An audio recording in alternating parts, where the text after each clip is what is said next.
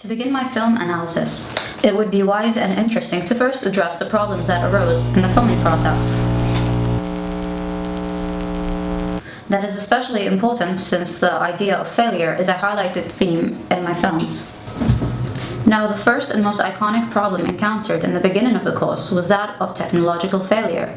The failure in my laptop's graphics took away my ability to view or even access an already filmed project. And due to my undeniable human faults and failure, I did not back up the footage. Thus, the footage had been lost until the fixture of my laptop. Sadly, that fixture is taking longer than this course's deadlines, and so the project had to be abandoned for the time being. Additionally, I edit my films on my laptop. Therefore, in losing my laptop, I no longer had access to an editing software. Luckily, the university also provides us with Final Cut Pro X, which is the editing software I'm most comfortable in using. Regardless, the job of editing became a much more complex mission when it could have been a very enjoyable task. However, this failure I experienced very much inspired and motivated my films. Of course, my critical reflection on failure within our society's representations, gender, and capitalism are backed up by Jack Halberstam's book, The Queer Art of Failure, where he states that failing is something queers do and have done exceptionally well. For queers, failure can be a style. If success requires too much effort, then maybe failure is easier in the long run. In the case of my films, when looking at the queers of society, one can look at different meanings of queers to view them as failures. However, my queer films are there to challenge everything that is considered normal within society. Those norms are constantly criticized and questioned. As Cho states, queer means confronting all forms of oppression and bringing as many unheard minority experiences and stories to light. That is exactly what my films aim to achieve when looking at pornography, homosexuality, gender identities, and of course, failure, which according to Halberstam is the savior of queers who lack the ability to identify with a norm. I began my filming journey of queer failure by concentrating on the failure experienced by society's genderqueers and homosexuals. During my research, I came across a YouTube video which very much affected me. This video shows a queer person in Morocco as they are brutally beaten by a large crowd. As Gay Star News says, the Moroccan media has reported that the victim is a gay man, but their gender expression had led some to believe they may be a trans woman. As their gender identity remains unknown, I shall refer to them in the pronoun of they throughout the film analysis. Going back to the film, it became apparent that this crowd had gathered there to abuse that individual for the way they expressed their gender identity.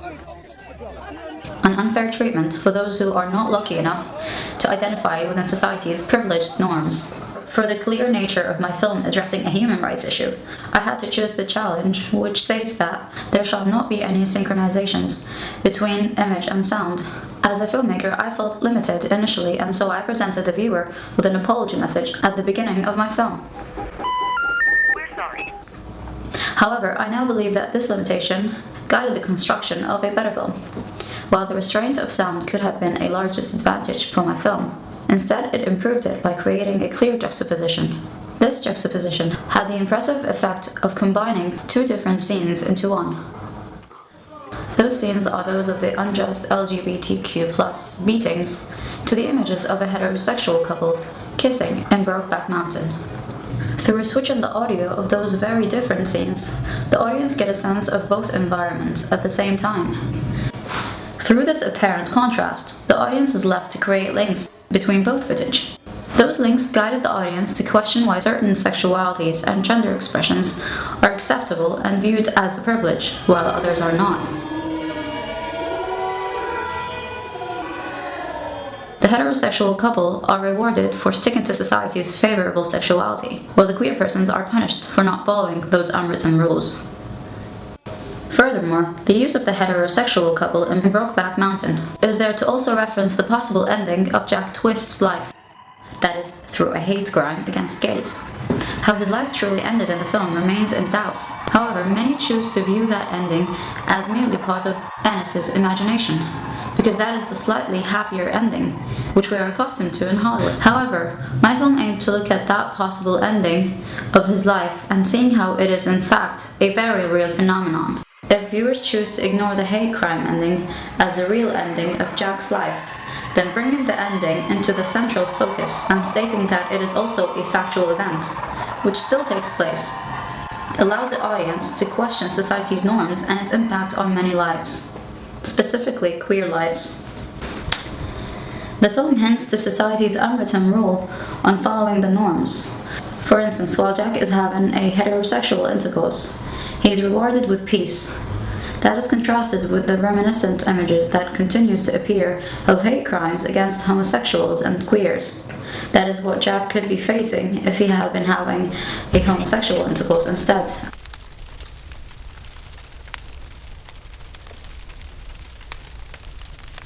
And possibly what he faces at the end of the movie. The idea of culture also comes into the central focus when sexualities and genders are addressed. For example, where is it more punishable to be queer? Morocco or the USA? Of course, Brokeback Mountain and the found footage shows us that both countries can be lethal. However, that is not taken into consideration the different dates in which those hate crimes occurred. Brokeback Mountain, which is set in 1963, versus factual footage in 2015. Regardless, according to the current laws, we understand that it is acceptable to be an LGBTQ plus person in the USA, rather than Morocco or Moscow. The film continues to show other LGBTQ plus members treated inhumanely, while the sound heard is that of memorable romantic comedy films. In using famous rom-com lines, the audience's soft spot is instantly reached. An especially interesting scene in my short film is when the Moroccan queer is laying on the floor, hopeless and possibly unconscious. The sound used there is from the movie Dear John. In that scene, the character is repeatedly asking his girlfriend, You want me to quit? 'Cause I don't know how we got here. There's buildings falling, and I have no idea what to do. In using such quotes while the queer is being kicked while they are on the ground, I aim to give the audience a perspective inside that individual's mind.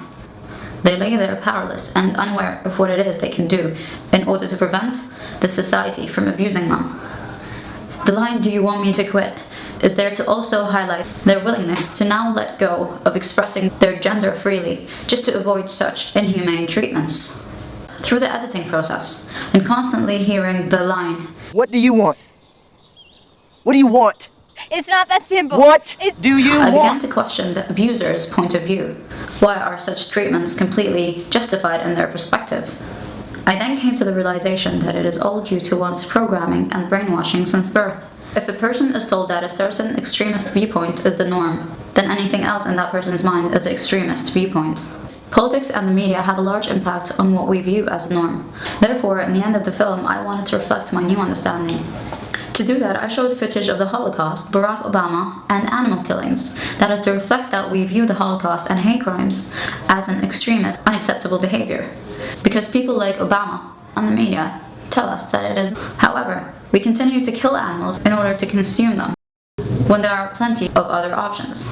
To me, that also reflects on the human narcissism, where we view killings of our own as a terrible disaster. Yet the killings of different kinds of animals is completely justified simply because they don't physically appear like us and cannot communicate with us. However, I wasn't really sure how well that would fit in with my human rights issue. The topic would become too vague, and so I decided to show it to the audience and see what feedback they would give me. In screening the film, I received feedback which stated that the film is better off without raising the issue of meat consumption, as the topic becomes very wide and less of a concern about a human rights issue. For that reason, I decided to cut that part from my film and highlight my film on the human rights issue instead, which was my intention in the beginning. Moving on to my second film, Patriarchy Important. Now, this film's idea was influenced by the screening of It's All Not So Tragic. More specifically, by the scene where the penis is able to pop a balloon. Sure, the scene reflects on the idea that men think with their penis. However, it also reminded me of the penis power in a patriarchal world. I wanted to concentrate more specifically on penises and their power, rather than men. To do that, I chose to manipulate porn, but instead of giving the penis power, I took it away. I did that by asking my actor to eat the sausage, which symbolized the penis. Now, what also inspired me was the bad acting in It's All Not So Tragic. And so I asked my actors to intentionally act bad. I asked them to do whatever they felt like they needed to do, and say whatever they felt like they needed to say. So in a lot of scenes, you find the actors laughing and saying things like, "God, it smells." So I got lucky with this line because it was actually very beneficial to the film. Because we're trying to take away power from the penis, and by saying it smells, we're reflecting that it's not a perfect thing after all. Now, what I learned from this module is that as a guerrilla filmmaker, you must learn to improvise with the environment you're offered. Initially, I aimed to film this shot in an office-like space, and I had just the location. However, due to the glass door, the actors felt uncomfortable performing a manipulation of sexual acts when people passing by could see them. So we decided to leave the office and find a studio room within the drama building. Luckily, we also found a bed. That bed was an ideal prop used throughout the entire film. The randomization of a bed within a large studio guided the creation of a strange atmosphere of uncertainty. Filmed in black and white, the film continues to raise uncertainty within itself to the uncertainty within porn. This particular scene, which I like, happened purely in my experimentation with the sound during the editing process. We are able to hear a high-pitched voice reflected on a female, sounding as if it's falling. And then we hear a low-pitched voice, which could reflect on a male, sounding as if it is laughing. This slightly reflects on the degrading of women within porn. However, my film does not give a clear message, but rather different messages which can all be interpreted differently. Moving on to another film which embraces failure is Failure in Capitalism. The inspiration in making this film stems from many areas, including my readings on failure to my own personal experience in failure. In fact, the film itself is divided into two halves. One half shows my personal failure, where I filmed myself experiencing shame for the unavoidable failure in capitalism. The other half of the film is a found footage of failure by the artist, Boy Child. The film follows the human rights challenge. However, in this sense, my film questions if any of us truly have any rights within a capitalist society. My personal experience, which is arguably the most influential one, was when I struggled to meet a deadline for an assignment. This assignment was about a topic I very much enjoyed, and so I set very high standards for myself, which unfortunately I could not meet. My essay writing became a constant notion of rewriting and feeling like a failure. As I wrote that essay, I questioned the grade I would get in what I was writing, and that struggle is reflected within the film. Is this one gonna get me an A? However, eventually, as time progressed, I realized I could not achieve those standards I set for myself. Another effect used in this film is distortions and many unclear footage. This was used to reflect on my failure as a guerrilla filmmaker, and also on the standards we have in Hollywood that tell us how a film is supposed to be. My film aims to challenge those norms.